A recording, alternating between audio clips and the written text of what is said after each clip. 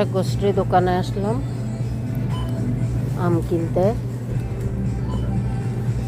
তো এই আমগুলো হচ্ছে মেক্সিকান প্রোডাক্ট, $4 for $5।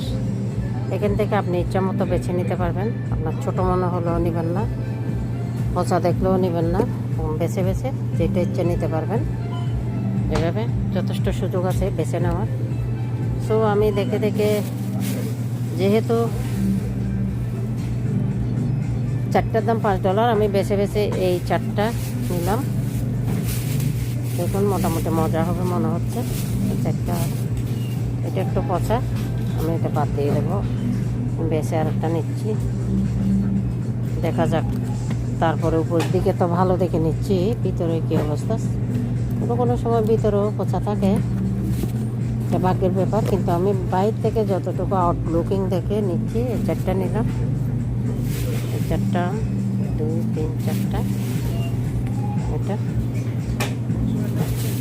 এগুলো একটু মোটামুটি মিষ্টি কম। এই পাশে আরও আছে হাইতিয়া নাম, এগুলো হাইতি থেকে আসছে। এগুলো খুব সুইট, কিন্তু এটা কিনবো না আমি, খুব নরম।